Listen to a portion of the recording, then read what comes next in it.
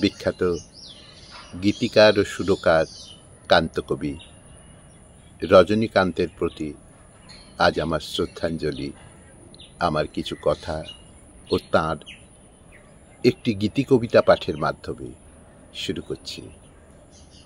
কান্তকবি রজনীকান্ত সেন জন্মেছিলেন 1865 সালের 26শে জুলাই পাবনা জেলার সিরাজগঞ্জ মহকুমার ভাঙাকুঠি গ্রামে।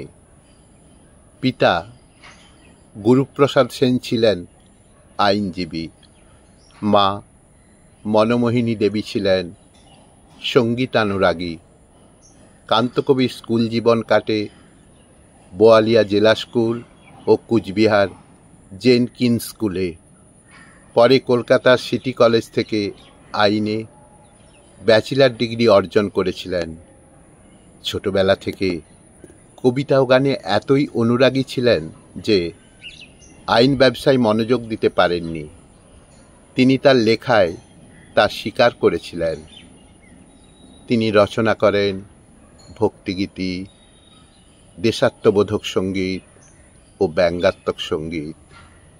1905 সালে স্বদেশী আন্দোলনে বিপ্লবীদের উদ্বুদ্ধ করেছিলেন তার একটি বিখ্যাত গানে। গানটি মায়ের দেয়া মোটা কাপড় মাথায় তুলে নেড়ে ভাই, দিন দুঃখিনী মাঝে তোদের, তার বেশি আর সাধ্য নাই। তিনি প্রয়াত হন মাত্র 45 বছর বয়সে 1910 সালের 13ই সেপ্টেম্বর ক্যান্সার রোগে। আজ আমি এখন একটি তাঁর গীতিকবিতা পাঠ করে শোনাচ্ছি। গীতিকবিতা কত দূরে আছো প্রভু। শুরু করছি।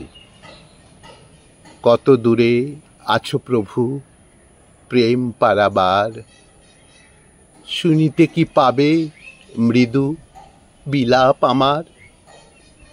তোমারই চরণ আসে ধীরে ধীরে নেমে আসে, ভকতি প্রবাহ দিন ক্ষীণ জলাধার। কঠিন বন্ধুর পথ পলে পলে বাধা শত, অচল হইয়া প্রভু পড়ে বারবার। নীরস নিঠুর ধরা সুশেলয় বারিধারা, কেমনে দুস্তর মরু হয়ে যাবে পার।